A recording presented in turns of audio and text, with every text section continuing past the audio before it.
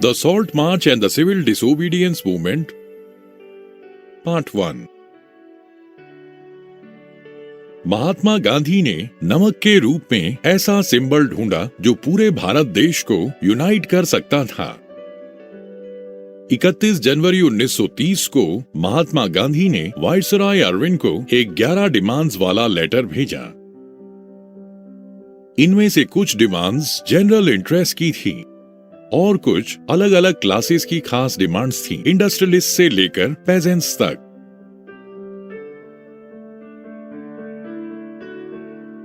विचार ये था कि डिमांड्स को इतना वाइड रेंजिंग बनाया जाए कि भारतीय समाज में मौजूद सभी क्लासेस उनके साथ आइडेंटिफाई कर पाए और पूरे भारत को एक यूनाइटेड कैंपेन में इंटीग्रेट किया जा सके। सबसे महत्वपूर्ण डिमांड थी सॉल्ट टैक्स का अंत करना।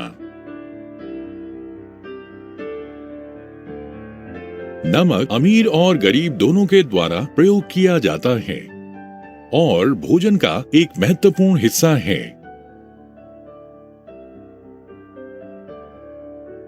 सॉल्ट पर टैक्स और सॉल्ट की प्रोडक्शन पर सरकार का एकाधिकार गांधी जी के अनुसार ब्रिटिश रूल का सबसे दमनकारी चेहरा था। महात्मा गांधी का लेटर एक तरह से एक अल्टीमेटम था।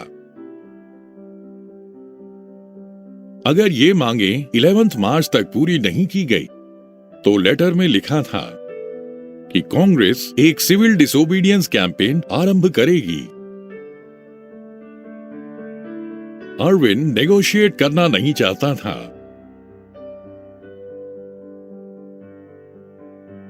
तो महात्मा गांधी ने अपने 78 विश्वास पात्र वॉलंटियर्स के साथ सॉल्ट मार्च आरंभ किया।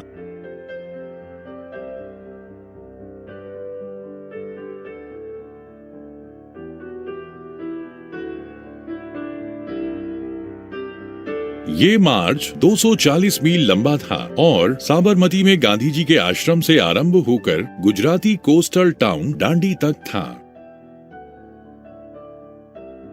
वॉलंटियर्स 24 दिन तक हर रोज 10 माइल्स चले।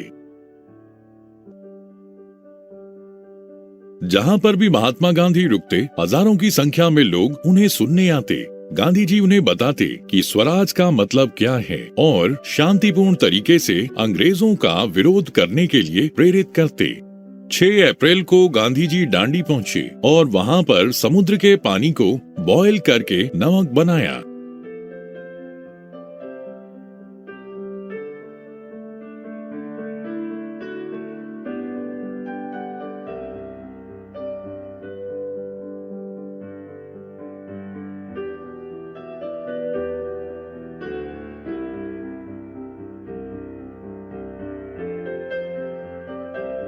और इसके साथ ही सिविल डिसोबीडियंस मूवमेंट आरंभ हुई। ये मूवमेंट नॉन कोऑपरेशन मूवमेंट से कैसे भिन्न थी?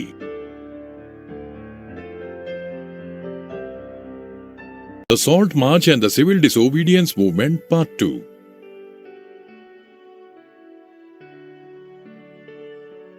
लोगों से कहा गया कि अब उन्हें न केवल 1921-22 की तरह अंग्रेजों के साथ कोऑपरेट करने से मना करना है, बल्कि कॉलोनियल लॉज भी तोड़ने हैं।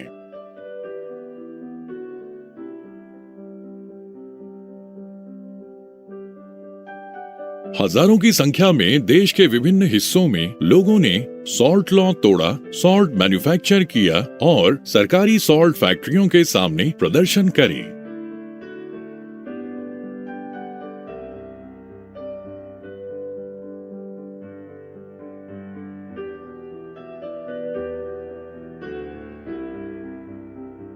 जैसे जैसे मूवमेंट फैली, विदेशी कपड़े का बहिष्कार किया गया और शराब की दुकानों पर पिकेट्स लगाए गए।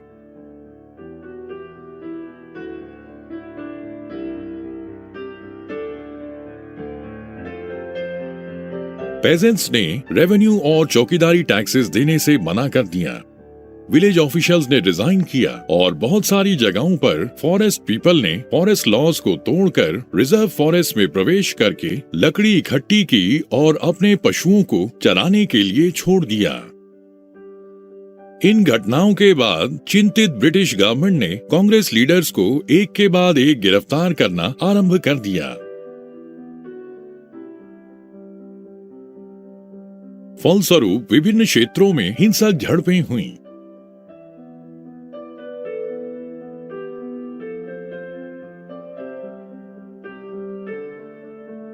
जब अब्दुल गफार खान, जो कि महात्मा गांधी के शिष्य थे, उन्हें अप्रैल 1930 में गिरफ्तार किया गया, तब पेशावर की गलियों में गुस्साई भीड़ ने उग्र प्रदर्शन किया और आर्मर्ड कार्स और पुलिस फायरिंग का सामना किया। बहुत सारे लोग मारे गए।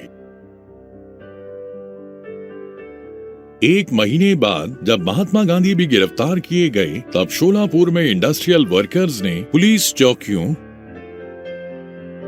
म्युनिसिपल बिल्डिंग्स, लॉ कोर्ट्स और रेलवे स्टेशंस पर हमला बोल दिया। ये वे सब स्ट्रक्चर्स थे जो ब्रिटिश रूल को सिंबलाइज करते थे।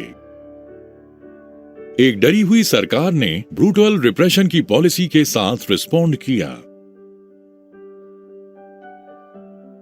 शांतिपूर्ण सत्याग्रहियों पर हमले किए गए, महिलाओं और बच्चों को पीटा गया और लगभग 1 लाख लोगों को गिरफ्तार किया गया।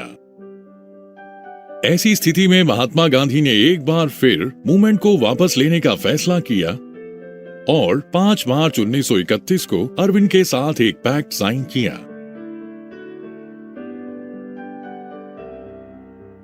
इस गांधी अरविंद पैक्ट के अनुसार गांधी जी ने राउंड टेबल कॉन्फ्रेंस में हिस्सा लेने के लिए अपनी सहमति दी।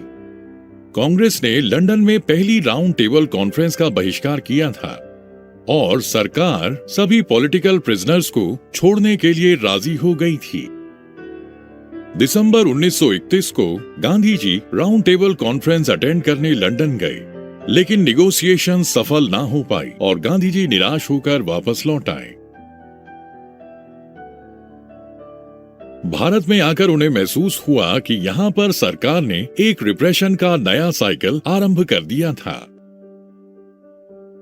गफार खान और जवाहरलाल नेहरू अभी भी जेल में थे। कांग्रेस को गैर कानूनी करार दे दिया गया था और बहुत सारे सख्त कदम उठाए गए थे ताकि मीटिंग्स, डेमोन्स्ट्रेशंस और बॉयकॉट्स पर रोक लगाई जा सके।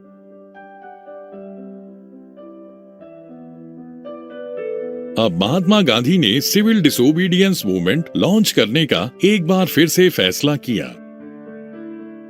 ये मूवमेंट 1 साल तक चली, लेकिन 1934 तक ये मूवमेंट अपना मोमेंटम खो चुकी थी।